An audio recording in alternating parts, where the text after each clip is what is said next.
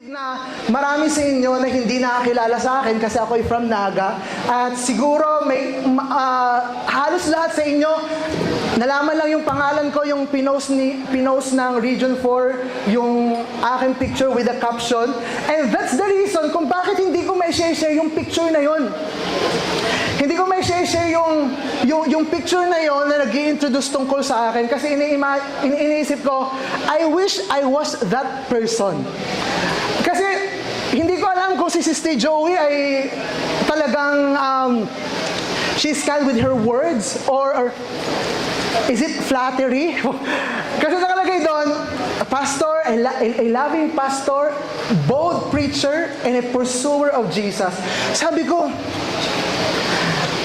okay, I believe I am a loving pastor.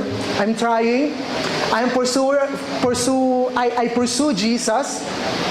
Pero sinabing bold. Sabi ko,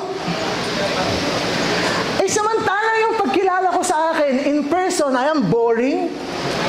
I am shy. I am nervous. Ngayon, tapos sinabi bold. Sa katunayan, ang iniisip ko, ba't kaya ako nilagay ni Sister Joey o sino nag-schedule ng 2:00? Siguro gusto nilang patulugin tong mga kabataan na to.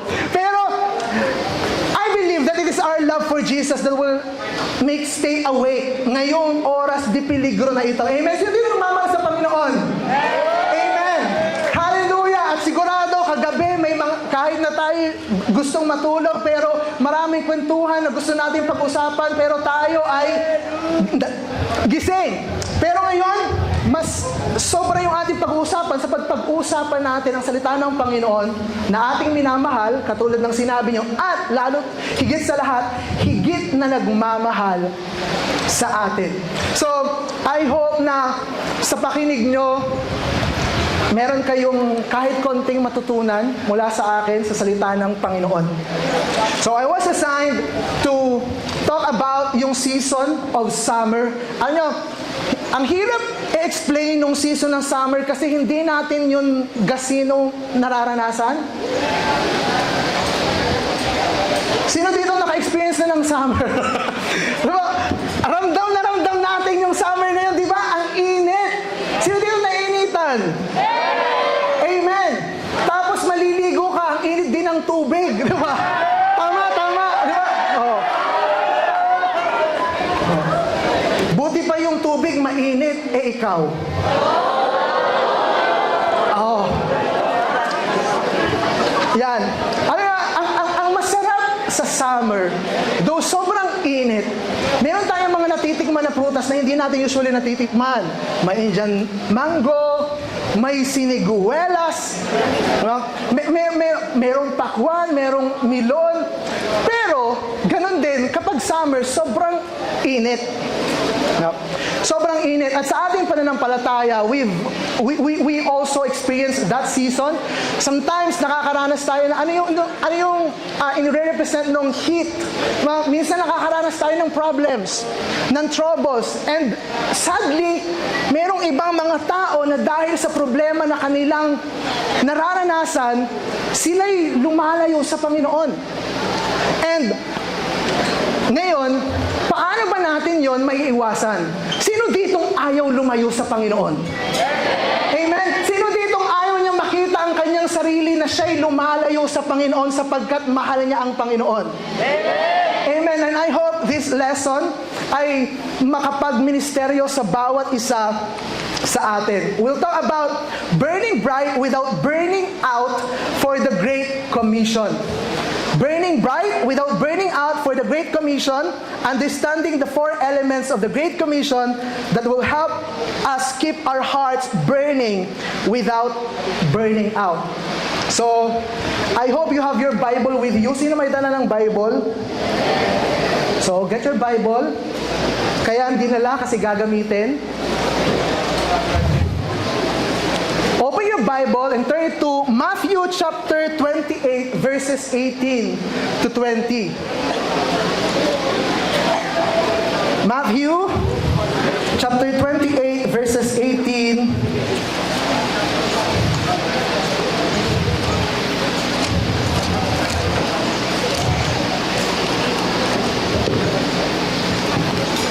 20. So, nandiyan na ba kayo? Okay. It says, Jesus came and told his disciples, I have been given all authority in heaven and on earth.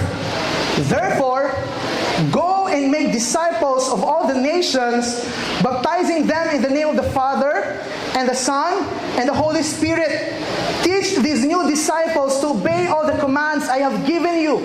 And be sure of this, I am with you always, even to the end of the age. So let us pray. Heavenly Father, maraming salamat, Lord, sa hapon na ito. Maraming salamat, Panginoon, sa pagkakataon na Lord, kami mababad sa iyong salita, Panginoon. And Lord, dalangin namin, Panginoon, ang bawat salita mo, bawat aral na aming naririnig ay tumanim sa aming mga puso. At ito, Panginoon, ay lumago at magbunga ng mabuting bagay na magbibigay sa iyo ng kaluguran. Lord, we pray that may Holy Spirit minister to all of us, O God, for your servant with your word. Maraming salamat po na walang ibang pangalang maitaas sa oras na ito kundi ikaw lamang. Maraming salamat po. Ito pong aming panalangin sa pangalan ni Jesus. Amen and amen. Palakpakan natin ang ating Panginoon. So, burning bright without burning out for the Great Commission. So, yung Great Commission, ibinigay siya ng Panginoon sa mga disipulo before He ascended to heaven. Before He ascended to heaven. And nais ng Panginoon, ng mga disipulo, na gawin ito ng mga disipulo hanggang sa Kanyang muling pagbabalik. Hanggang sa Kanyang muling pagbabalik. Ang sinabi dito, even to the end of the age. Hanggang sa katapusan ng mundo. So nais ng Panginoon na ang Kanyang mga tagusunod ay gawin ito hanggang sa Kanyang pagbabalik. And let's understand about the four elements of the Great Commission. And as we understand, I hope that it will encourage us to do what God has commanded and has called us to do. What are those four elements? First, the commissioner. The commissioner. So who is our commissioner? Who is our commissioner? It says, Jesus came and told His disciples, I have given all authority in heaven and on earth. Sino nag-commission sa atin? Jesus. Si Jesus, yung nag-utos sa atin to make disciples on. He is Jesus. He has the authority. He has the authority given authority in heaven and on earth. Meron siyang kapangyarihan, meron siyang authority over us. Kaya naman, ito ay isang bagay na dapat nating sundin. Sa ating mga magulang, kapag inutusan tayo ng ating mga magulang, ano yung dapat nating gawin? Bakit? Kasi magulang natin siya. Tama? At ang magulang natin, merong authority sa atin. Kaya dapat natin, kahit nga hindi magulang, kapag yung teacher nyo, inutusan kayo magbura ng sulat sa blackboard, susunodin nyo siya? Bakit? Kasi sa loob ng classroom, siya ang may authority. At sinabi po dito, sino nag-utos sa atin to make disciples? It is Jesus. At saan naman tayo pumunta, kailangan natin siyang sundin kasi meron siyang authority sa lahat ng dako ng mundo. We need to make disciples because Jesus has commanded us to do so. Jesus Christ is our commissioner. And for us to make disciples, the first thing that we need to do is to acknowledge and to submit to His authority. Ang Panginoon ay may authority sa lahat ng tao. Pero bakit hindi lahat ng tao sumusunod sa Kanya? Kasi hindi lahat ng tao ay kumikilala at nagpapasakop sa authority ng Diyos sa kanilang buhay. Amen? At sa atin, Nais ng Panginoon na tayo sumunod sapagkat meron siyang authority sa atin, and for us to do that, we have to acknowledge His authority over us. We need to submit to His authority. And nakakalungkot, maraming tao na gustong tanggapin ang kaligtasang inaalok ng Panginoon, pero hindi gustong isuko ang kanilang buhay. Ulitin ko, maraming tao na gustong tanggapin ang kaligtasan na inaalok ng Panginoon, pero hindi gustong isuko ang kanilang buhay. Kagabi, I believe that we are blessed sa napakinggan natin kanina about sa ginawa sa atin ng Panginoon. And always remember that the moment we put our faith in Christ, we don't just make Jesus Christ as our Savior. He is also our Lord. And because He is our Lord, we should obey Him. Kaya kung gusto natin na tayo maggamit ng Panginoon, napakahalaga na tayo nagpapasakop sa Kanyang kapangyarihan. And the moment you put your faith in Christ, your life is not your own. Sinabi dun sa yung kinanta kagabi, my life is not my own. My life is not my own. Hindi na sa iyo ang buhay mo. Kasi bakit? Ang buhay mo ay kay Kristo na, sa Panginoon na. Kasi tinubos yan ng banal na dugo ng Panginoong Jesus. Tinubos siya ng banal na dugo ng Panginoong Jesus. Kaya, may mga bagay na pinapagawa sa atin ng Panginoon na hindi madali, pero kailangan natin gawin. Kasi bakit hindi tayo sumusunod sa Panginoon dahil madali? Sumusunod tayo sa Panginoon dahil Kanyang sinabi.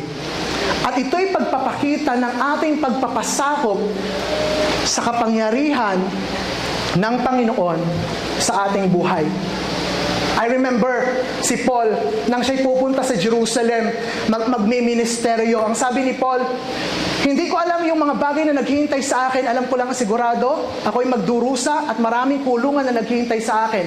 Acts 20:24, ang sabi niya, but my life is worth nothing to me unless I use it in fulfilling the task assigned to me by the Lord, to preach the gospel wherever I go. Sa kabila ng naghihintay na kapahamakan kay Pablo, meron siyang pagnanais na gawin yung pinagagawa ni Lord. Kasi bakit? Wala nang halaga yung kanyang buhay sa kanya. Kasi bakit? Yung buhay niya ay para sa Panginoon.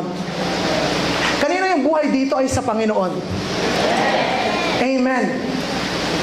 I remember one of the young people na dinisciple ko, may conversation kami, at ang tanong niya sa akin, Kwa Jolem, are you the kind of person who does what you love or loves what you do?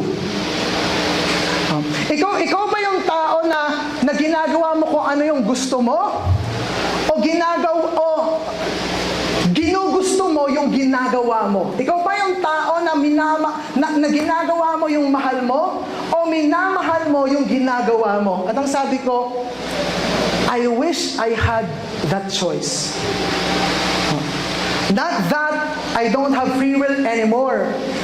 But when we surrender our lives to Jesus, hindi na lang natin ginagawa kung ano yung gusto natin. Ginagawa natin kung ano yung gusto ng Panginoon. Hindi natin ginagawa lang kung ano yung madali para sa atin. Ginagawa natin kung ano yung sinabi ng Panginoon. Kaya napakahalaga na yung sa ating pagsunod kay Lord. If you want to be used by God mightily, we should always deny ourselves. Kasi bakit hindi na ikaw ang nabubuhay sa iyong sarili, kundi ang Panginoon? During the time I was sent to Naga, I was 26 years old. Kagagraduate ko lang nun sa PITP. And hindi siya madali.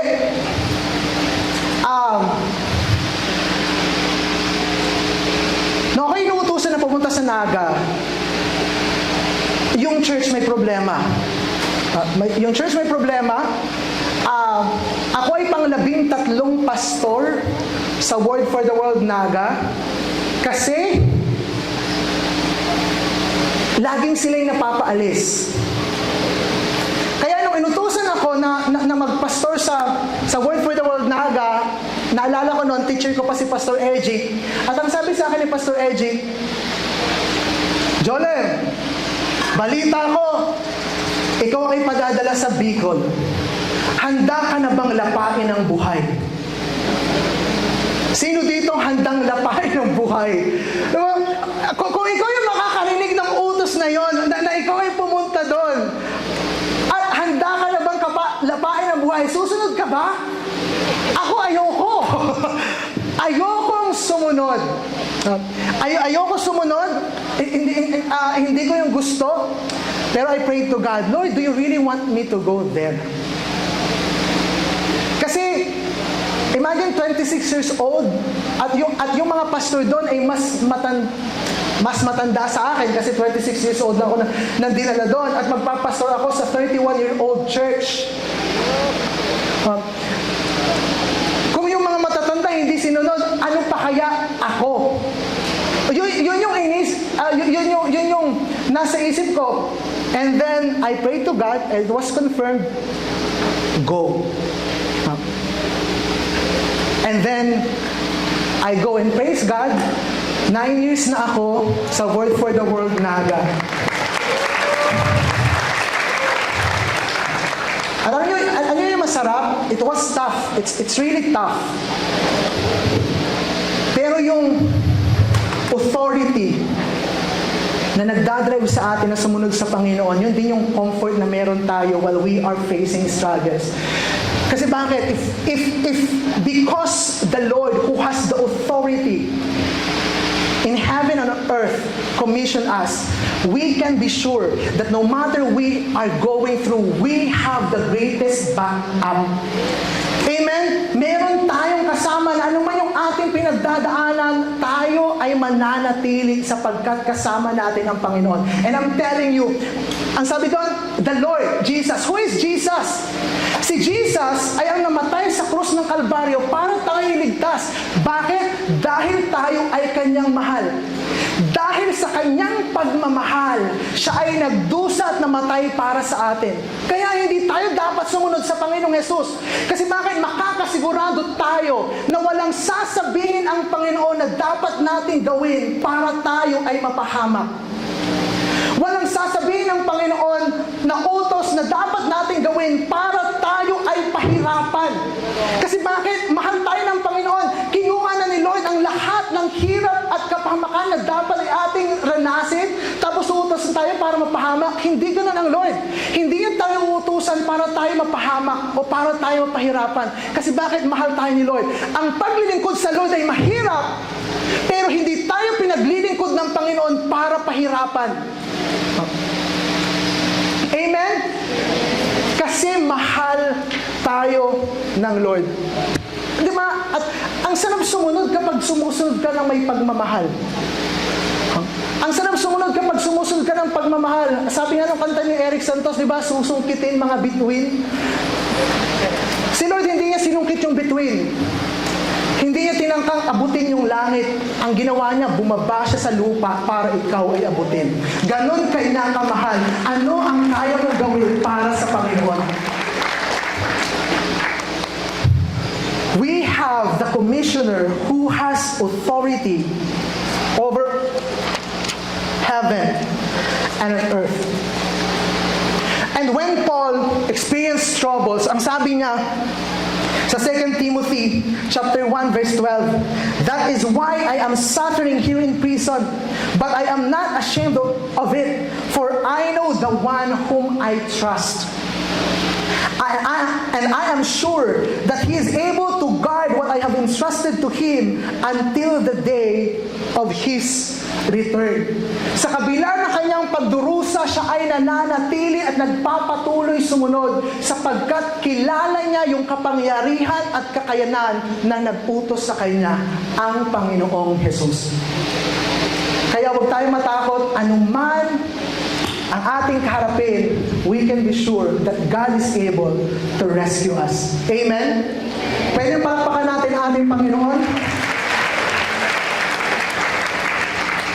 Second, first, the commissioner. Jesus Christ is our commissioner, who has authority in heaven and earth. Second, the commission. The commission. So let's go back to our text. Ang sabi dito, Jesus came into the world, Jesus came and told his disciples, I have been given all authority in heaven and on earth. Therefore, go and make disciples of all the nations, baptizing them in the name of the Father and the Son and the Holy Spirit. Question.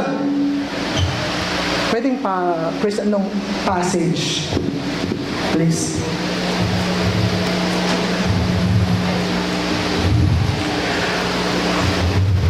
Ang sabi doon, tingnan natin sa ating sa 19. Ang sabi doon, therefore go and make disciples. Doon sa sentence na yon, therefore go and make disciples. What is the subject?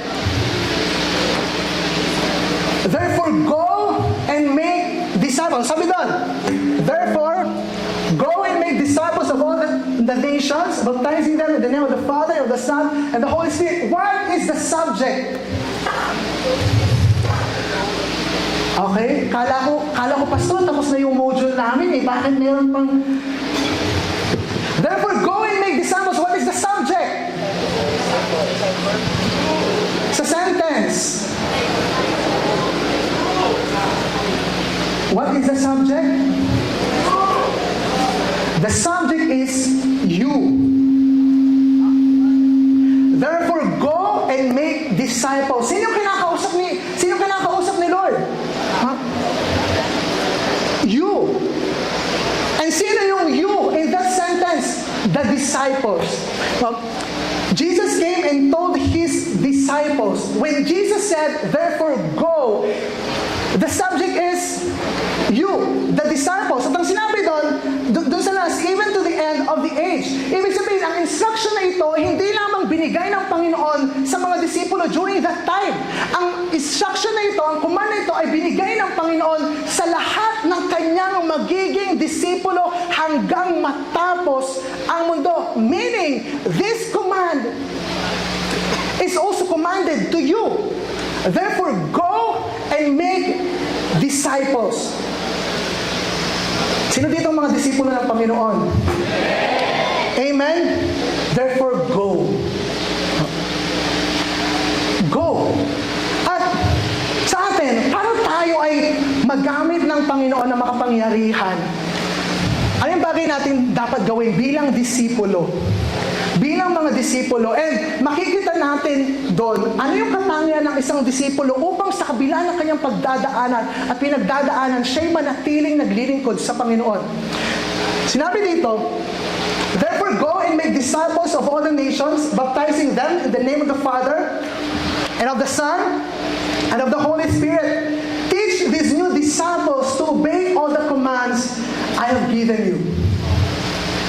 Teach these new disciples to obey all the commands I have given you.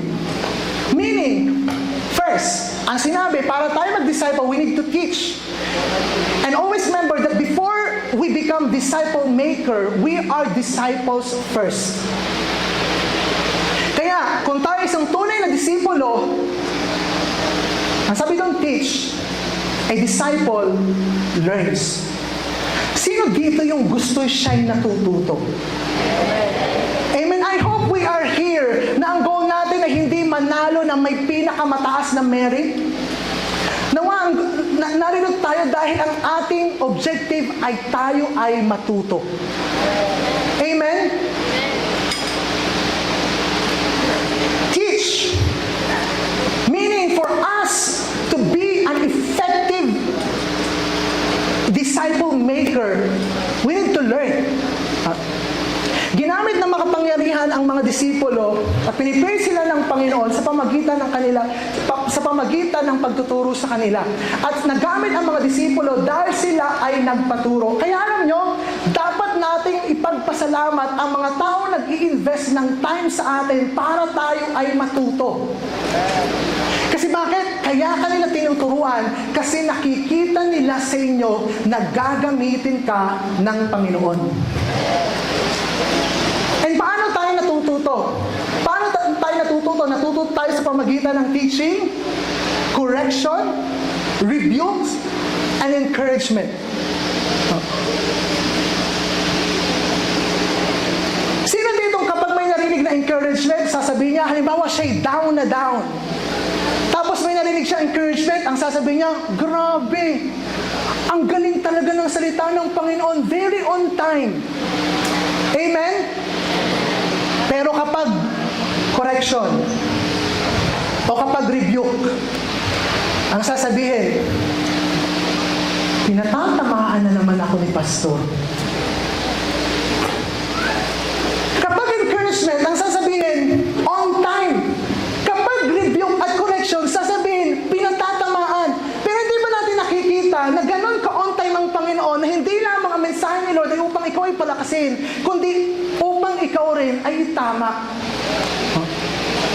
At, ito yung question. Sino dito nagtatampo kapag siya'y tinatama? Hoy, walang aamin. Walang aamin.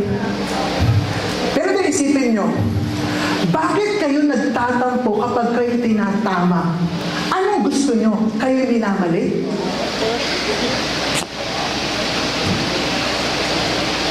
Di ba? Nagtatampo tayo na tayo ay tinatama. Anong gusto nyo? Kayo ay minamali? Kaya dapat tayo ay magpasalamat na tayo ay itinatama. Kasi bakit? Kung sino yung nagpapaturo, siya ay ginagamit ng Panginoon para magturo. At imbis na ikaw ay magtampo sa oras na ikaw ay tinuturuan, ang kailangan mo ay matuto. Kasi ginagamit natin yon para tayo ay magamit ng makapangyarihan ng Panginoon. That's why it's important to read your Bible. Kasi bakit? Ginagamit ng Panginoon ang ating mga pastor, ang ating leaders para tayo ay i-teach, i-correct, i-rebuke, i-train. Pero ang manual sa ating pagtuturo sa atin ay ang salita ng Panginoon. Ang sabi sa 2 Timothy chapter 3 verse 16, all scriptures are useful. Meaning when you read the Word of God, you are helping yourself to be equipped. Sino ditong nakatapos ng magbasa ng Biblia? Taas ang kamay, huwag mahiya. Yan, 1, 2, 3, 4, 5, 6, 7, 8, 9. Praise God. Sa aming church dati, nung ako ay 13 years old, yung pastor namin nagtanong, sino nang nakatapos dito ng magbasa ng Biblia? Ay alam nyo, kahit yung mga matatanda, hindi tumaas ng kamay. Kasi wala pang nakatapos magbasa ng Bible. Pero alam nyo, mayroong isang batang tumaas. And he was 11 years old during that time. At yun na yung kapatid kong bunso, si Jeffrey. Siya yung unang-unang nakatapos magbasa ng Bible sa Word for the Worldly pa. And during that time, I was encouraged. Sabi ko, dapat maging goal sa akin na makatapos magbasa ng Biblia. At sana, and praise God, meron tayo, di ba, meron mga Bible reading plan na chinechikan, pinapasa. Sana ugaliin natin na tayo magbasa ng Biblia. Kasi napakahalaga ito sa ating buhay, pananampalataya. We need to read the Bible. We need to read the Bible. For us, na hindi tayo mag-burn out, we need to minister first. We need to minister ourselves first. Bago tayo mag-minister sa iba. Minsan, kaya tayo na-burn out. Minsan, kaya tayo napapagod. Kasi serve tayo, pakain tayo ng pakain. Pero yung sarili natin, hindi natin napapakain.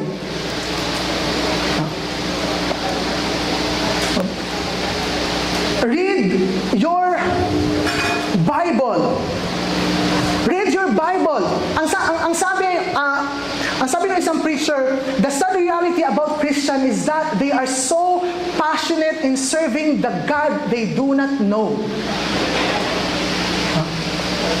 They are passionate serving the God they do not know. Sila ay naglilingkod sa Diyos na hindi nila kilala. At mahalaga, ang sabi doon ni Pablo, nagtitiis ako at nananatili naglilingkod sa Panginoon sapagkat kilala ko ang Diyos na aking pinaglilingkuran. The reason kung bakit maraming tao na naglilingkod sa Lord, makikita nating tumalikod. Kasi bakit? Hindi nila kilala ang Diyos na kanilang pinaglilingkuran. Kaya if you don't want that to happen, read your Bible, know God deeper. Sino din nakakilala kay Samuel? Kilala si Samuel? Si Samuel ay disciple ni Eli. Ba? During that time, si Samuel ay nakatira sa temple. Siya ay nakatira sa temple, doon na siya tumitira. Sino ditong halos gawin ng tirahan ng simbahan?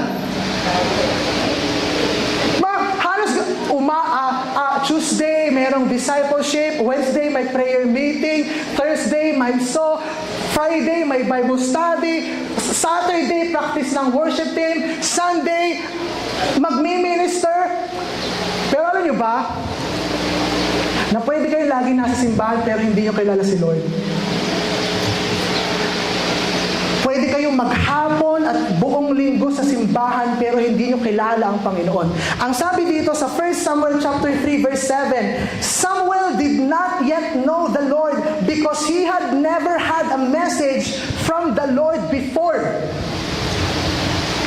Si Samuel ay naglilingkod sa temple pero hindi niya kilala ang Diyos sapagkat wala pa siyang natatanggap na mensahe noon. Ibig sabihin, lumalago ang pagkilala natin sa Panginoon kapag tayo nakakatanggap ng mensahe sa Kanya. At nakakatanggap tayo ng mensahe sa Kanya when you open and read the Bible. Know the God you serve. Know the God we serve. Sapagkat yung confidence natin sa Diyos na makapangyarihan na ating pinaglilingkuran ang magpapatatag sa atin upang sa kabila ng ating pinagdadaanan, tayo'y manatiling nakatayo at naglilingkod sa Panginoon. Tulad ng summer, hindi tayo kontrolado sa araw. Ang puno ay walang kontrol sa init ng araw. Pero upang hindi matuyo ang puno, kailangan niyang magkaroon ng malalim na ugat. Kaya hindi natin kontrolado ang init, ang kailangan natin, naisin natin na magkaroon ng malalim na ugat. At ang sabi sa Biblia, meron nagtatanim, meron nagdidilig, pero ang Diyos ang nagpapalago. And always remember that when we read the Bible, tinutulungan mo ang sarili mo na diligan ng iyong pananampalataya upang ikaw ay lumago. At kapag ikaw ay lumago, mananatili kang nakatayo sa kabila ng pagsubok na ating pinagdadaanan. Ibig sabihin, it's not the troubles that we experience that makes us burn out. It is the weak spirit. Sapagkat kahit na matindi ang ating pinagdadaanan, pero matibay ang ating espiritu, tayo ay magpapatuloy. Ang sabi ni Pablo, during the time na siya ay merong pinagdadaanan,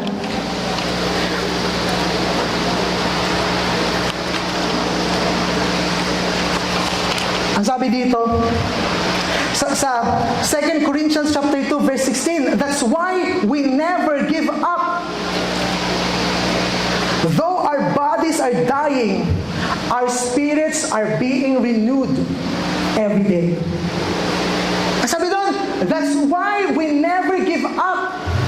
Though our bodies we're dying, our spirit is being renewed every day.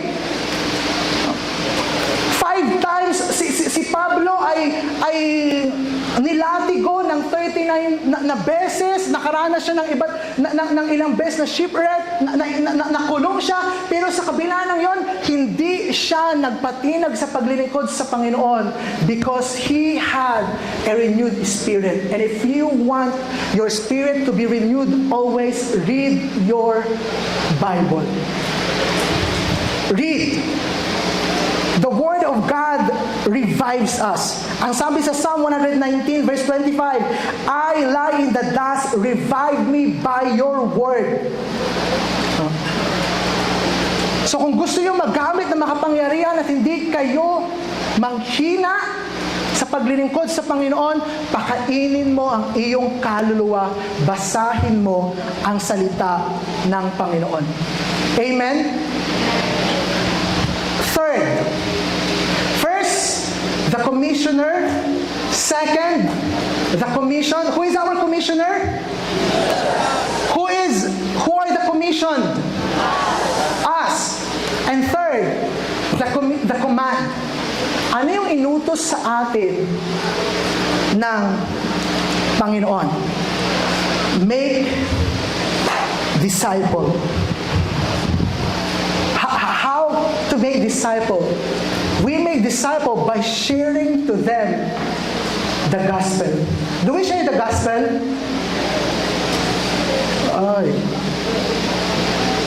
Do we share the gospel? Huwag mag-amen ang napipilitan lang kung hindi.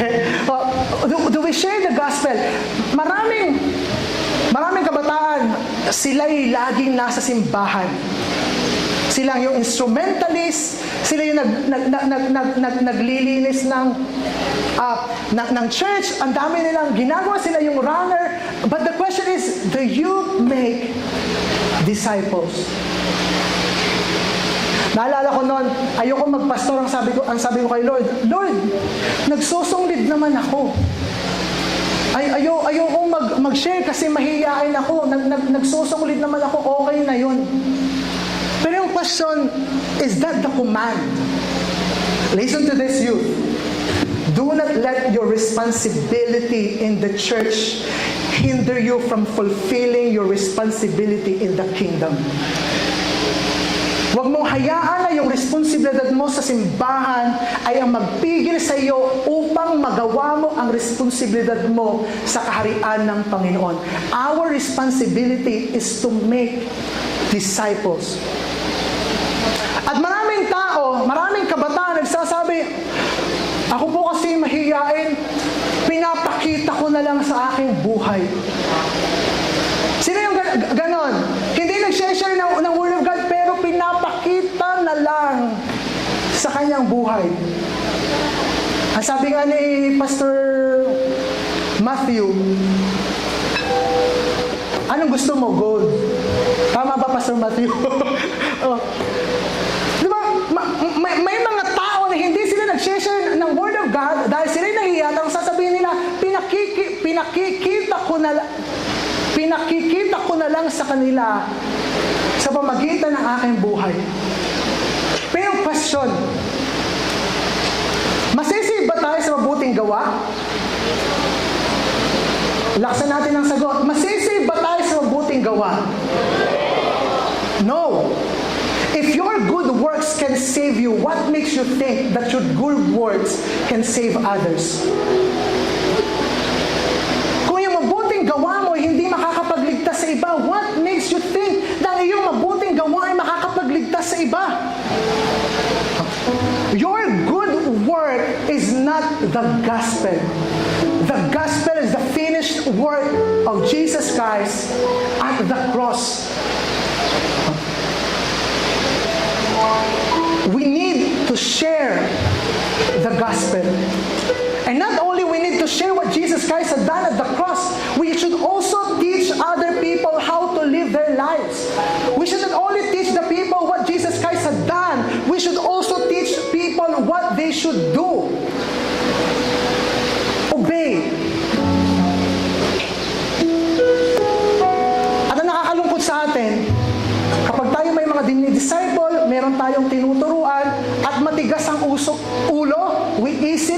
up on them. Pastor, bahala na yan. Ang tigas ng ulo niyan. Remember this. Huwag mong sukuan ang isang taong pinaglaban ng Panginoon sa krus ng Kalbaryo. Sapagkat katulad mo, meron din taong hindi nagsuko sa iyo kung bakit ka narito.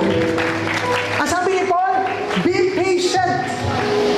Be gentle because God might change their hearts. Sa Naga, meron kaming Bible studies. At meron tong isang babae na sabi ko dun sa mga members, puntahan po natin si Ate Vic. Hindi naman siya kilala, Ate Vic. And then pinupuntahan namin, makikita namin sa kanya na pinapapasok niya kami, pero alam mong siya'y napipilitan. Ang sabi ng mga worker, Pastor, ang tagal na niyang binabible study, ilang pastor na yung pumunta dyan. Paulit-ulit, hindi naman siya pumupunta. Ang sabi ko, hanggat pinapapasok po tayo sa bahay, puntahan po natin. Kasi merong pangusap sa akin si Lord, kailangan siyang mapagministeryohan. At hanggang sa nagpatuloy, nag-Bible study, nagsalita yung babae sa TV. Pastor, okay lang ba sa inyo na kayo nagba-Bible study dito? Hindi naman ako nag-church. Ang sabi ko, Ate Vic, okay lang po hanggat pinapapasok nyo kami sa inyong bahay. So share kami, and then pagkatapos nag-church siya. At pagkatapos noon, Bible study ulit, at ang sabi niya, Pastor, okay lang ba na ako'y nag-church sa inyo? Nag-church din ako dun sa kabila. Ang sabi ko, okay lang po, Ate Vic, basta makinig lang kayo ng salita ng Panginoon. And then, diretso, Bible study kami. Ang sabi niya, Pastor, okay lang ba na ako'y sumasama sa aking anak kasi sinasamahan kong mag-church dun sa kabila? Ang sabi ko, Ate Vic, okay lang po, basta makinig lang kayo ng salita ng Panginoon. At ano yung pagkatapos po? Sabi niya, Pastor, pwede ba akong magpabaptize? At nagpabaptize po siya, tinanggap niya ang Panginoon, at pagkatapos niyang mabaptize, pumunta siya sa akin, at ang sabi niya, Pastor, may problema ako. Akala ko kung anong kanyang problema, panibagong problema na naman. Sabi ko, ano po yun, Ate Vic? Iniisip ko kung paano ko maisasama ang aking mga anak sa simbahan. Pwede palakpakan natin ang ating Panginoon? Yung taong ayaw pumunta sa simbahan, namumroblema ngayon kung paano niya maisama ang kanyang pamilya sa simbahan. Only because someone did not give up on her. Imagine kung ano yung pwedeng gawin ng tao sa mga tao na inyong gustong sukuan. Always remember that it's not you, it is God. It is God. Ang Diyos ang kikilos sa kanyang puso. Sa puso ng tao. Imagine yung ginagawa ng mundo. Maraming tao, maraming addict na nag-addict because of peer pressure. Sila pinipilit na, sige na, tigman mo yan, sandali lang yan. At hindi sila, kaya sila na-fall doon. Kasi bakit? Merong hindi tumigil. Hindi tumigil yung kanyang kaibigan, yung kanyang kasama, hanggat hindi nila itry yung kanilang ipinatry. Imagine kung gagawin natin at magkakaroon tayo ng same persistence doon sa mga taong addict na nag-influence ng kanilang kabarkada para maging addict. Gaano yung magagawa natin if we will not stop ministering to people hanggat hindi nila mahal ang Panginoon? Imagine kung ilang taong maliligtas kung hindi natin titigilan ang ating kaibigan, hindi natin titigilan ang ating kapamilya, hindi natin titigilan yung mga mahal natin sa buhay ng ating kaklase na magministeryo sa kanila hanggat hindi nila tinatanggap ang Panginoon. Pero unlike those people na ginagawa nila with pressure, we minister to people with patience. We don't minister to people with force. We minister to people with love. And the same love that transforms us, that changes us, is the same love that will transform and change them. So do not give up on them. Marami sa atin ang nahihiya na magbahagi ng salita ng Panginoon. Isipin natin, sino yung gusto mong iligtas? Gusto mong iligtas ang iyong sarili sa kahiyan? O gusto mong iligtas ang ibang tao sa kapahamakan? Mas okay na akong mapahiya, huwag ka lamang mapahamak. And if we want to be used by God mightily, we need to love like Jesus. We need to value how God values His people. Ang sabi ni Paul,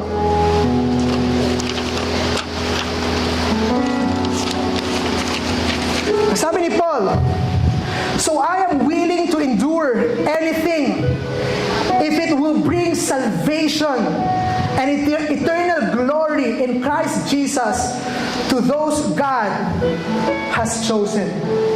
Ang sabi ni Pablo, handa akong magdusa para lamang maligtas ang ibang tao. Si Pablo, it is his love for other people. It is his care and concern for other people na kahit na meron siyang pinagdadaanan, siya'y mananatili basta lamang merong taong maligtas.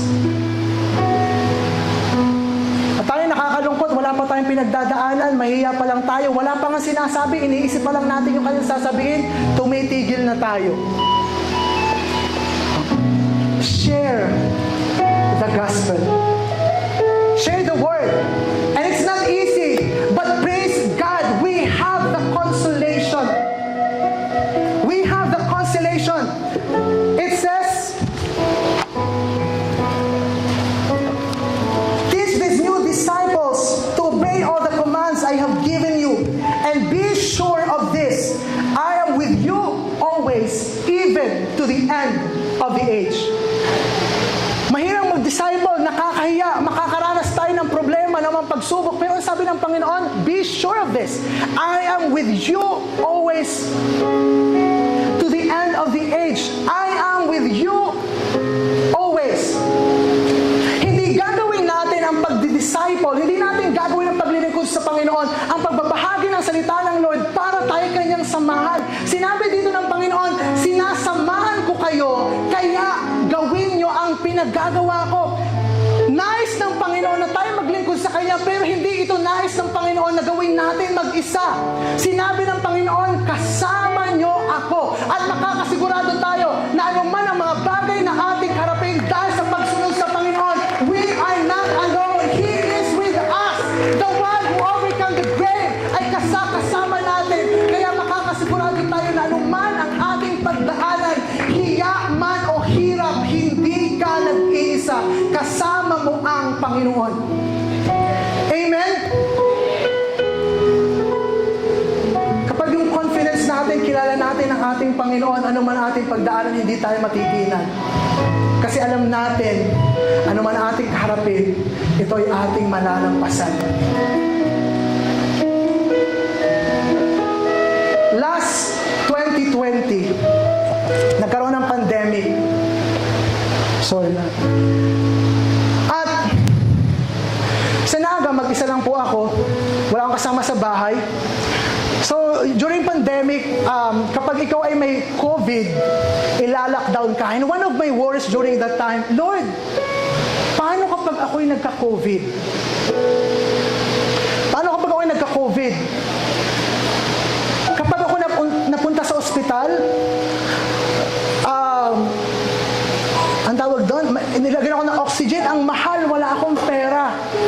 Kapag naman ako nasa bahay lang, sino mag-iintindi sa akin? Wala akong kasama. And alam niyo, praise God, nagka-COVID ako. Nagka-COVID ako, and sobrang buti ng Panginoon kasi God is faithful that He always assures us that He will be with us. He will not abandon us. And during that time na nalaman na ako'y nagka-COVID, pinuntahan ako sa bahay and meron akong 2 kasama. Ano yung nangyari? 2 dahil may kasama ko sila, ang ginawa na, hindi na sila pwedeng umalis. So, solve. May kasama ako. And praise God, yung mga kasama kong yon, alam nyo, hindi sila nahawa, negative sila, ako lamang yung may COVID. At ang sabi ko, yung isa pang worry ko, ano yung kakainin namin? Alam nyo, the moment na nalaman ako may COVID, 2 box ng lutuin na pagkain ang pinadala sa akin para aming pagkain. At alam nyo, tapos na yung aking recovery, may pagkain pa. Praise God. Ano sinabi sa akin ng Panginoon? I told you. I told you. Meron tayong mga bagay na inaalala kaya hindi tayo sumusunod sa Panginoon. Pero alam nyo, wala tayong mga bagay na inaalala na hindi pa napaghandaan ng Panginoon. Bago pumasok pa sa iyong isip na ihanda na ng Panginoon ang iyong pangailangan at subukin mo siya, sumunod ka sa Kanya, hindi Kanya pababayaan. The same God who was with the disciples is the same God who is with us now. Kung sila'y pinagtanggol ng Panginoon, ito yung bagay na ito yung ating mararanasan. But here's the thing. Kapag tayo mayroong matinding pinagdadaanan, lagi ang sinasabi natin sa mga tao, kaya po binigay sa iyo ng Panginoon kasi alam ng Diyos na kaya mo. And that's the reason sometimes we're exhausted. Sometimes we get burned out. Kasi bakit? Kinakayan natin. And that's wrong. Hindi totoo na lahat ng problema na pinapadala ng Panginoon ay kaya natin. Ay kaya nating lampasan, kaya ng sarili nating lakas. Ang sabi ni Paul sa 2 Corinthians chapter 1, siya'y nakaranas ng problema na higit sa kanyang kayang pasanin. At dahil doon, natutunan niyang magtiwala sa Panginoon. At sa kanyang pagtitiwala sa Panginoon, siya'y tinulungan, iniadya ng Panginoon, confident siya that He rescues and He will rescue him. Kung matututo tayo magtiwala sa Panginoon, makikita natin kung paano siya kikilos sa ating mga buhay as we serve God. Amen? For us not to get burned out, it's not about doing more, work harder. It's about trusting God. Depend on Him. And praise God, despite the heat that we experience, despite the problems that we experience, we will never be dry because the Holy Spirit who is in us is the living water. Lagi meron tayong kapangyarihan na magpatuloy. Lagi tayong merong lakas na magpatuloy kasi kasama natin ang banal na Espiritu. Serve the Lord. Serve the Lord. Anuman ang katagumpayan na maranasan natin sa mundo, if your achievement has nothing to do with what God has called you to do, your life is meaningless. Use your life for His glory. And nawa, naisin natin ng ating kapatid, ating kaibigan, ang ating magulang, ay maligtas dahil tayo'y sumunod sa Panginoon. Amen? Pwedeng lahat tayo ay tumayo